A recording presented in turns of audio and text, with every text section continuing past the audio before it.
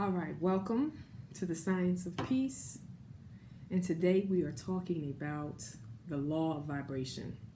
And the reason why I want to bring up the law of vibration again is because I continue to study it. And as I continue to study the law of vibration, I recognize and realize that the law of vibration is key to the law of attraction. The law of vibration actually precedes the law of attraction. So before you can really master the law of attraction, it would be great if you had a greater understanding of the law of vibration because it's all connected. So basically, right, the law of vibration, to explain it in a simple term, everything on this planet Earth, vibrates.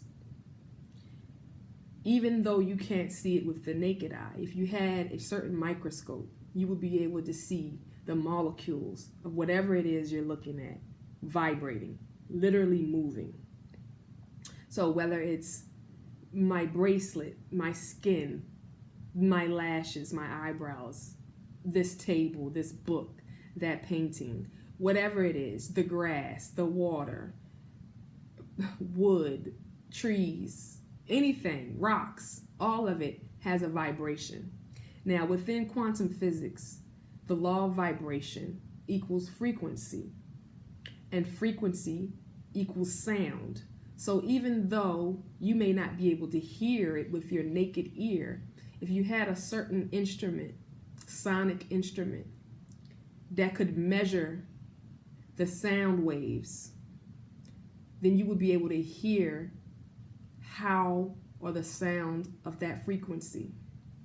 That's why you can go on YouTube and you can look up isochronic tones, or you can look up sleep tones, or whatever kind of tones there, whatever kind of feeling you're looking for. You can look up those tones and play those tones, and it will help you with that. So like sleep tones, I listen to all the time when I'm asleep, and it puts you in a vibration or a feeling that will make you sleepy.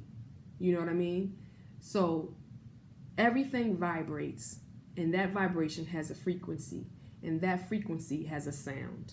So for instance, you're looking up tones of 528 hertz, right? That happens to be in relation to quantum physics and the relation of sound science. That happens to be the frequency of love. So listening to that, you can become that. That's why chanting was big in ancient times.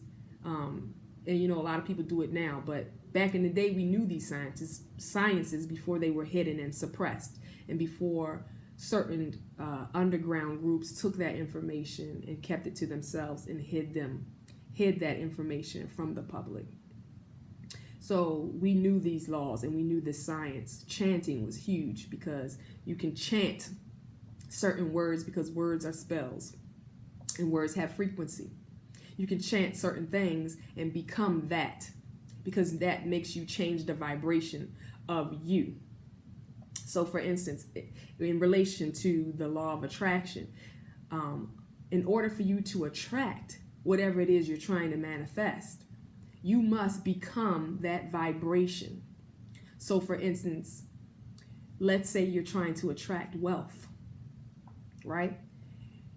You can say and chant certain things, affirmations, all day. But if you do not become the vibration of wealth, if you do not feel wealthy, then you cancel it out and you cannot attract it to you because it goes into the ancient saying, I am that I am. I am that I am. So if I am wealth, then I am that, and you will attract that. But you have to feel like that. And that's the law. That's where the law of vibration kicks in, because you need to feel the vibration within you so that you are in alignment with whatever it is that you are trying to attract. And how do you feel the vibration of wealth? That's where you go into using your imagination. That's why kids are the best to learn this information, because kids are highly imaginative. And it's only when you get older where adults will tell you, Stop acting like that. You know what I'm saying? Like, kids are so imaginative, so creative, but there comes a certain time in your life where you get to a certain age and people start to tell you, hey, you can't act like that no more. Look, you can't do this anymore. And then you start to feel shame and you feel guilt, and then you don't do it in public. But that's really the key, is like to stay in that happy vibration like you are a child, and you start imagining. Ask yourself an open-ended question. Imagine what it would be like to be wealthy. And then go do a meditation. Go into a meditation.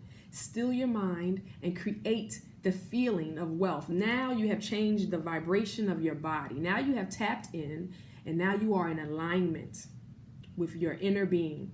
Your inner being is Source or God or Allah or whatever it is you want to call it. That's your inner being. And when you are in alignment with Source, then you can't go wrong, because now you have that vibration. This right here is just my shell. This is my costume that I wear on planet Earth. And when we transition, you leave that costume and you return back to Source, right? Or God or whatever. And that's the highest vibration. So you have to remember that you are a spirit having a human experience. You're more spirit than you are human. And sometimes we forget that. That's why we have to remember. And remember simply means means to return, or means again, member. So you become a member again. And member of what? A member of Source. Because you are a member of Source. Whether you remember or not, that is the vibration. So when you tap in and you are in alignment with Source, now you're starting to get the downloads, and you're starting to get the information that's already within you. See, I'm not really teaching you anything. I don't like to be considered a teacher, because what I know, you know. And what you know, I know. But sometimes we need help remembering. You know what I'm saying? So all I'm really doing is vibrating certain molecules that are already within you, that are going to change your DNA and are going to help you to remember who you are, because you are divine.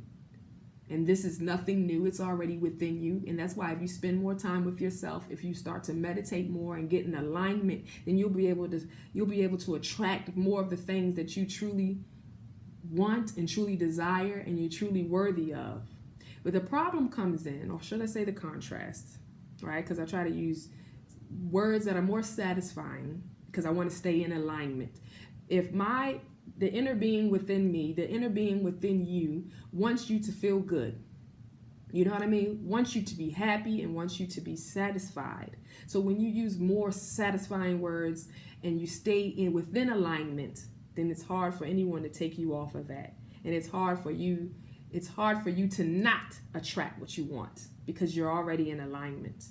But there are certain sources and certain organizations and certain secret organizations who have taken this information and hidden it and suppressed it. And then they send out certain programs to us to block the signal, to block the frequency, to block the vibration of what you are really asking for. For instance, when you turn on the TV, when you put on the news, they're called programs for a reason, because it's programming you to think a certain way. They program you from the beginning of school to think a certain way. You know what I mean? So in order for you to really start getting the divine inspiration that's always around you, you have to make sure that you're already in alignment. And how do you make sure you're already in alignment?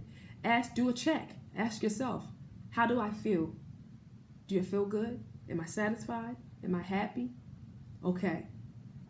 Did you just receive some type of inspiration or idea? How do you know where that inspiration came from? Did it come from your inner being, God, or did it come from outside sources that are sending programs out to you? Your television is sending programs out to you. You can get inspired to do certain things because you heard it, on TV, or you heard it in a commercial, like ads.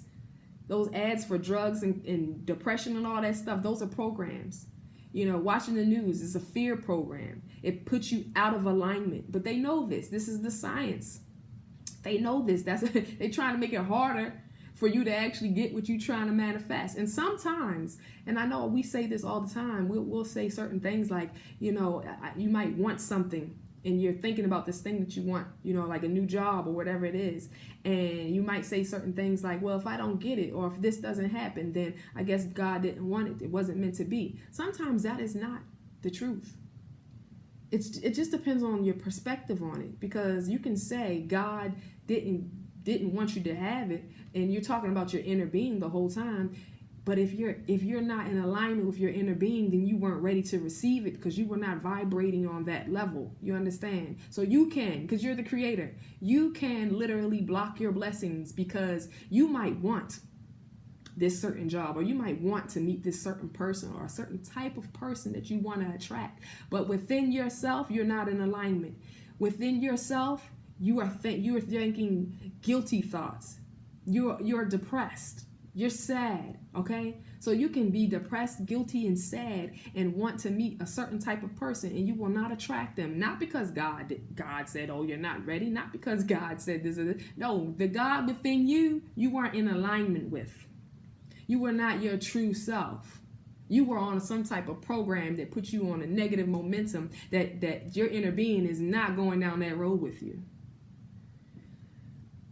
But I'm going to leave it right there because that's our time. So Islam, I self-law, and master. Peace.